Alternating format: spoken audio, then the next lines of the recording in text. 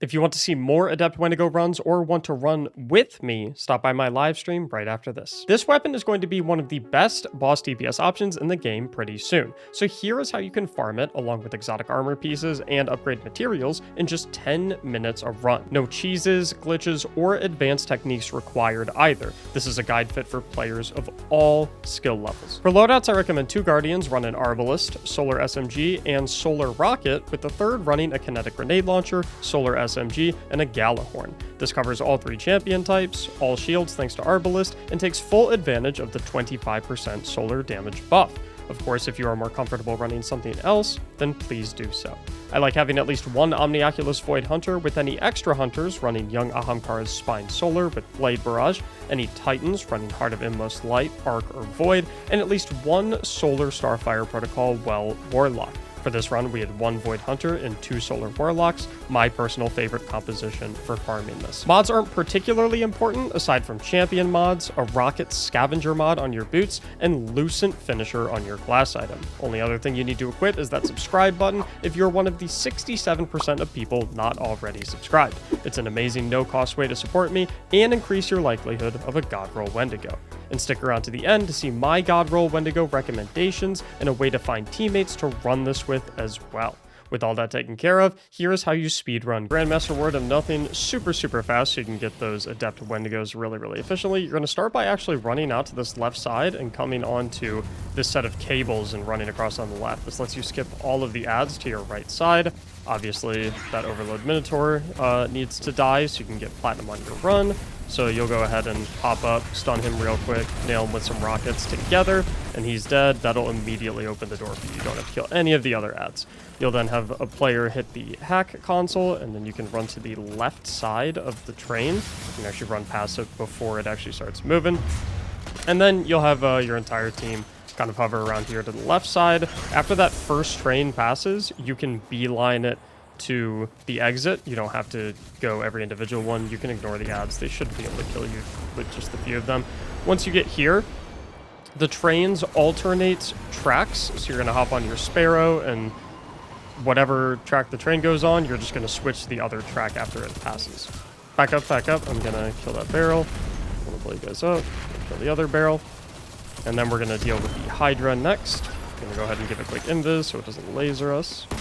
Hit it with a few rockets, and boom. When I stun this unstop Jamie, you can shoot a rocket at it. A little late stun. And that lets me get a finisher. The unstops are the perfect targets to get finishers on to proc your Lucent Finisher, because they don't regen any health, unlike barriers and overloads. You can still finish barriers and overloads, of course, but the unstops are kind of what I like to think as the heavy ammo supply, so to speak. So, like, for example, this barrier, like, I'll get a finisher on him if I can, but if I can't, it's not a big deal. You'll then hop on this left cable and run it all the way down to the end. This prevents you from having to do the Sparrow on the train tracks, prevents any risk of dying. Very solid way to get across. I'm sure most people already know how to do this, but yeah, you get to skip all the ads. And then this unstoppable finisher as well. Jamie, how many rockets do you have? 6. How many rockets do you have, Ouija? 5. Okay. I'll go ahead and do a rocket then, because I'm at 6. Then the rest of you guys can just go ahead and shoot him. So unfortunately, the Unstop was fighting with one of the Vex, so it took a little bit extra time for him to path towards us. Normally he would be closer to us, away from the rest of these ads, but it's okay. So you guys go ahead and long range the champ with your Arbalist, so I'll go ahead and fire a rocket at him. That champ is a really tough one to finish, so I would recommend against trying to get a finisher on him. Kind of just want to rocket at him from long range, because there's not really any cover that you can stick to on your way down. This section you have to be particularly careful, because there's solar hobgoblin snipers. Since there's a solar acute burn, they will one-shot you, and they can hit you through this grate. So that guy right there could theoretically hit me through that grate right there. So this section you got to be a little careful of. Those snipers will hurt big time. So as we walk up, we're going to look right side, and we're going to wait for the first train to pass, and then we're going to rocket the right side hobgoblin on the count of 3. 3, 2, 1, get him. So obviously I got one shot there, like I said. Those guys hurt a ton, but we ended up killing him, so it's perfectly fine. My res is behind you guys. You can grab it in 1 second. There you go. And then I'll hop back up, and we'll go ahead and rinse the other barrier hobgoblin real quick. We could get it with rockets. My teammates just took it down with arbalist, so kind of either way works, obviously, as long as it's dying.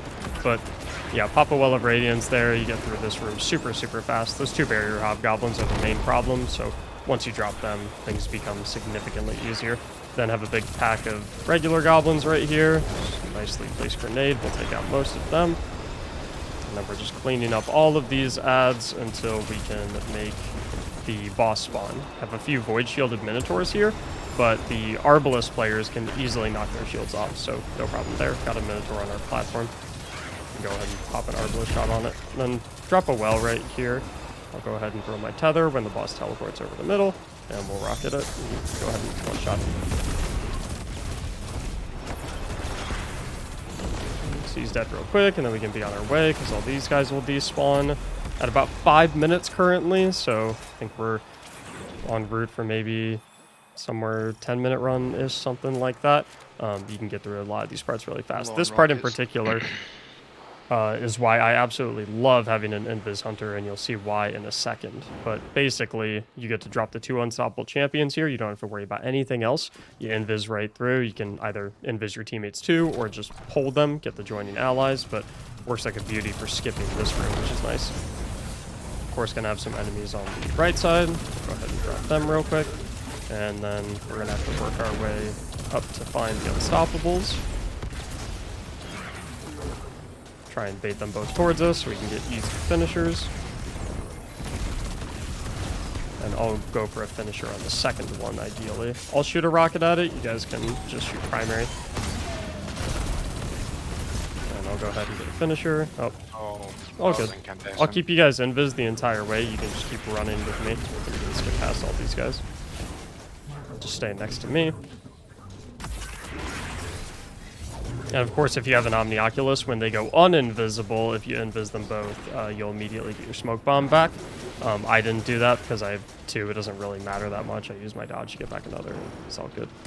So up here, I like to play left side, like to hit those 2 explosive barrels first, but then I kind of like to rotate over here on the left. And there's a Scion sniper right up top. I knocked him off with my GL, but make sure to keep an eye out for him. Kill all the explosive barrels that are around you. We'll go ahead and drop these 2 barrier hobgoblins. We'll have your Invis Hunter, get some finishers for some heavy. And boost the finisher, of course. I can go ahead and finish that hobgoblin as well. And then we can pretty much rocket all of these guys down. Got the unstoppable. We'll go ahead and get him down. I'll get a finisher on him too. Never mind. We're just too strong, too OP, do too much damage. I'll get a finisher on this guy. You can go ahead and hit him with an arbalist real quick. Okay, all good. Arbalist real quick. Yeah, a little miscommunications there, but totally okay. I still have 6 rockets. How many rockets do you guys have? 4. Got it. So I'll pick up this Scorch Cannon. It starts the next section a little bit faster, I believe. My 2 teammates will position where Ouija is, because there's going to be a barrier hobgoblin that'll spawn there. I'll focus on this door, because there's a couple goblins there that I like to take care of. And my 2 teammates will nuke those guys. And then there's going to be an unstoppable where Jamie is, so he's going to have to back up and watch out for that. I'll rocket this guy, you guys don't have to. And I'll get a quick finisher, get some heavy. All good. So then my 2 teammates are going to go over to where the B mine is going to spawn, start clearing out those adds, and I'll take care of capturing A. So A is captured, B will spawn, we'll immediately capture B. Come right on over here, use Invis to stay particularly safe. And then there's going to be an overload up on the balcony in the middle. We're going to rotate over to the left side balcony after we capture this mine, and we're going to bait the overload minotaur towards us. So we're just going to look for him, see him right on the ground, bait him so he walks over towards us, and go ahead and rocket him. And then he's gone. And then my 2 teammates can stay there while I go invis and take care of this mine. If you don't have an Invis Hunter, of course, you'll have to fight your way to this, but I'm over here with 25 seconds left, so shouldn't be too big of an issue. Occasionally, you'll have the Overload Minotaur respawn for some reason. I don't know exactly what causes it, but in my experience, not killing the respawned Overload Minotaur doesn't actually take away your platinum, so I wouldn't worry too much about it. All the mines are gone. I like to rotate over here to the exit door for the final boss, and we should have 2 wells up right now, so Jamie, I'll have you come use your well on me. And we'll just go ahead and absolutely cook this guy. Feel free to use rockets here because we're about to have 4 champions that we're going to deal with downstairs that we can, of course, get finishers on to get heavy ammo bricks. And then my favorite way is to hit the chest and then immediately back up so that you don't get stuck in the bubble. This allows you to go down 1 by 1 for whatever reason. There's been a bug with this strike recently where the champions might not spawn. You might not trigger the spawn of the champions, which means it's impossible to actually beat the strike. You just get locked. So sending players down 1 at a time tends to alleviate that issue in my experience. So I can go ahead and hop down first, and then that way Jamie can hop down, and then Ouija can hop down. As long as you see the champion spawn on the left, bottom left right there, champion has appeared, you're good to go. If you go down all 3 at once immediately, sometimes it seems to bug out, doesn't give you that, but obviously we're good to go here. So here I like to try and kill the Overload and the Unstop first. The Overload, I'm not too concerned about getting a finisher on. I just want to nuke him. So he's down, we're good to go. The Unstop obviously is an easy finisher, so we'll not use any rockets or anything. We're just going to slowly DPS him down. And then with primary weapons, we'll DPS him down. I'll finish him off. Get the finisher. That'll get us a little bit of heavy ammo. Then we'll work on the Colossus next. And then once again, easy finisher.